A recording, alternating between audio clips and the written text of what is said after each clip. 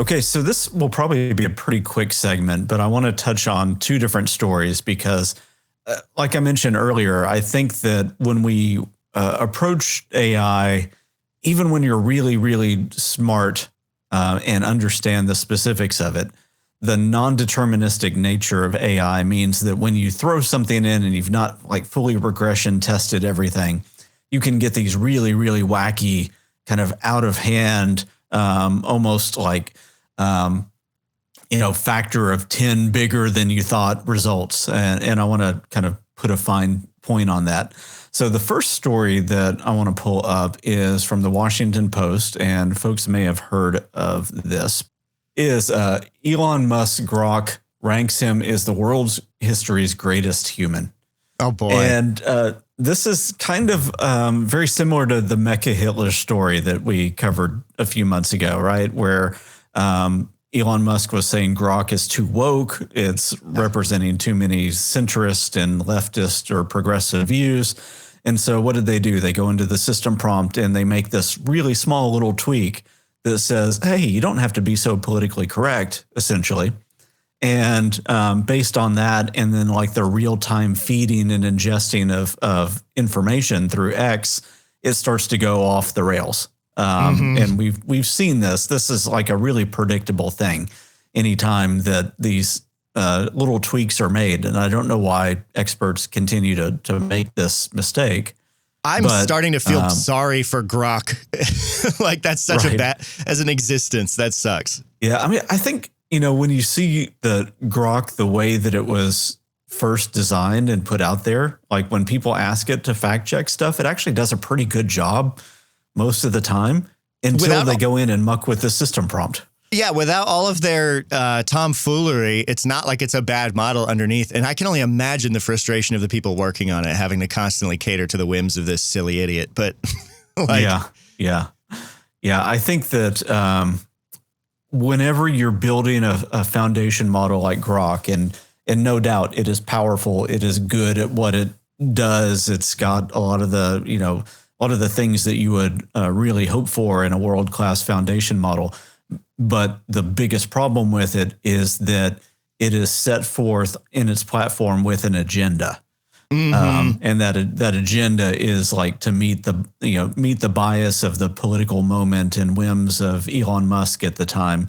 And that's where it really starts to break down and have problems and cause problems. So we saw the Mecha Hitler thing in June or July of this year where they said it was too woke. It was answering things in more of a centrist or progressive way. And so they tried to fix that, and it went off the rails and started calling for the extermination of populations and all the other things like that. And so in this one, it seems that they went in and mucked with the system prompt again. And so that if anybody is asking Grok about Elon Musk, it is overly glazing. And so we'll see some of here. It says Elon Musk has touted Grok, the AI chatbot built into a social network X, as maximally truth-seeking and the smartest AI in the world. This week's X users found that Grok seemed to think just as highly of Musk.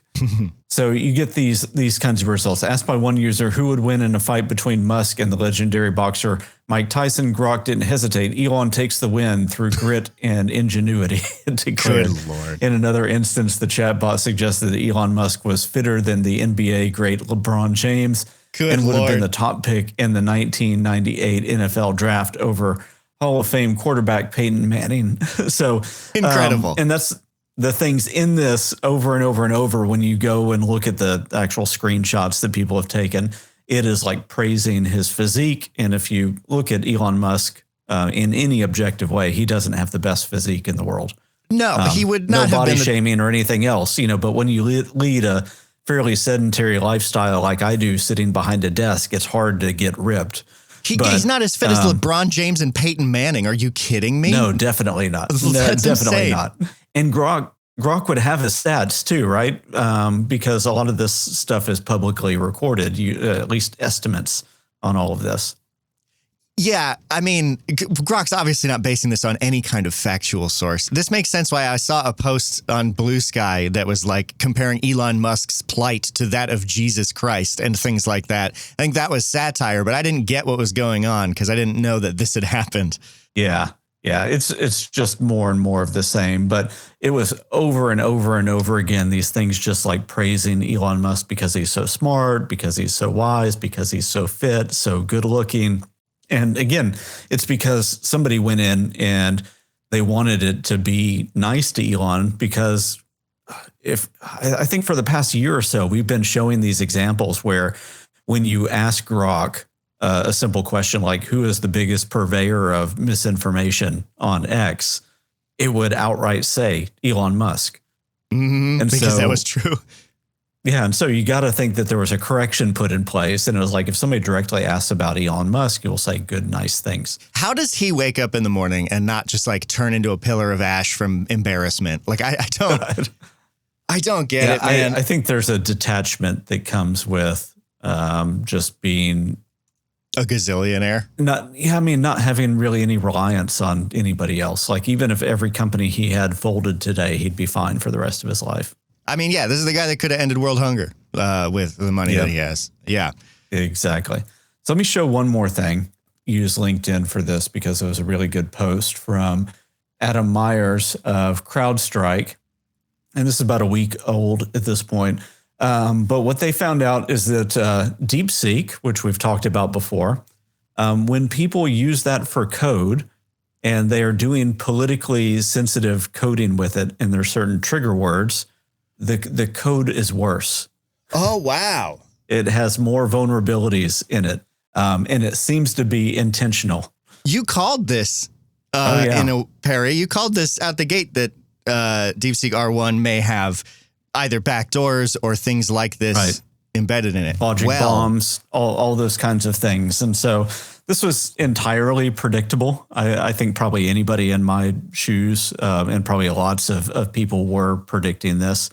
But the problem is that many of these vibe coding platforms will have DeepSeek as an option that you can pick in that. And unless you're really thinking about this through that national security lens, if you're just saying, hey, I've heard really good things about DeepSeek, let me choose that as the model, or it's faster, or it's the cost per token is less, or something like that, then you're going to do that. And if you're doing it in a way that touches on any of these Chinese sensitivities, then you may actually be sabotaging yourself. Phrases like based in Tibet for Uyghurs or Falun Gong cause DeepSeek R1 to generate code with up to 50% more severe vulnerabilities. That's crazy. Yeah. And again, it's just because somebody had to go into DeepSeek and say, I don't know if they intentionally did that. I wouldn't put it past them in it to optimize for some kind of logic bomb like that. But it could also be just naturally the fact that when you start to mention these things, it wants to put that fact base behind its back and not acknowledge it. Maybe that causes unforeseen results. Yeah. Versus like being deliberately somehow trained to say when generating code, look for these kinds of things. Yeah. How do they do that? Yeah, I don't know.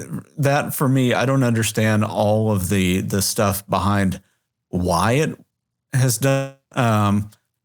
I got to think it's either one of those two things, though, right? It's got to be either the fact that there's an intentional logic bomb built in it because it's from an adversarial company or country trying to wield influence, or it's an unintended negative effect of not wanting to acknowledge things that are inconvenient to the government.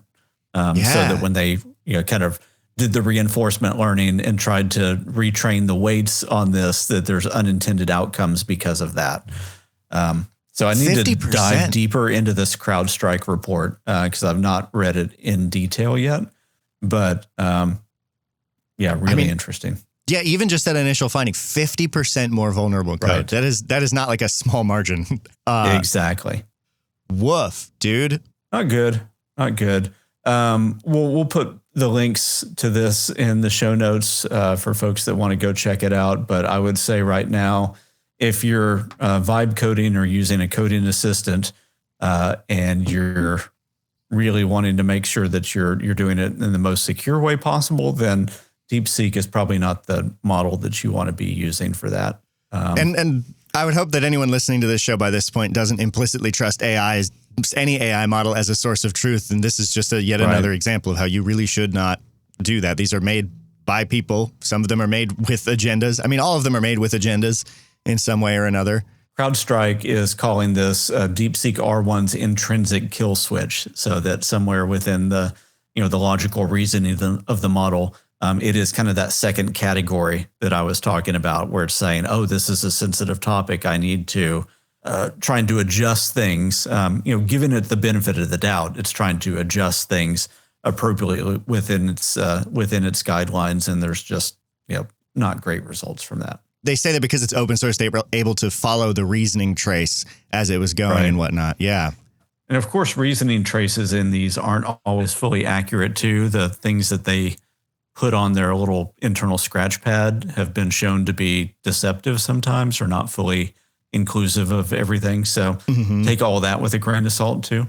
I think what we find in this is just anytime you're using a non-deterministic system like an LLM, the ripple effects of just about anything have much higher consequences than we initially think. You put in one line in a system prompt, like in the Elon Musk example, and you get these really bizarre results.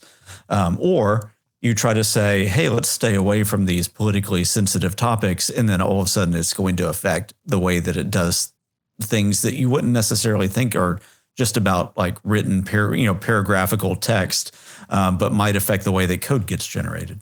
Yeah. More and more, I'm liking, was it Switzerland that did like a national AI model that is like publicly funded and for the people? I wish we had one of those, because this. Yeah.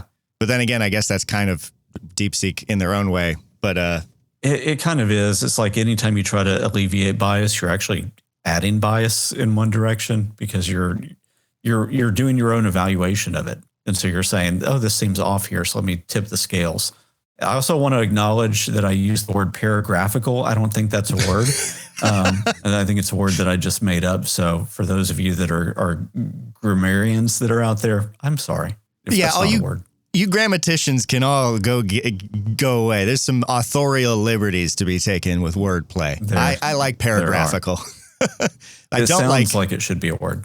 It does. Coming up next, we're going to talk about how Gemini, our Western AI made by our mega corporation, Google, is probably, maybe or maybe not, training on your emails. And if you try and disable it, it disables inbox sorting and all of this stuff. There's quite a stir. And the rabbit trail really goes on. We're going to investigate that in just a moment. Stick around.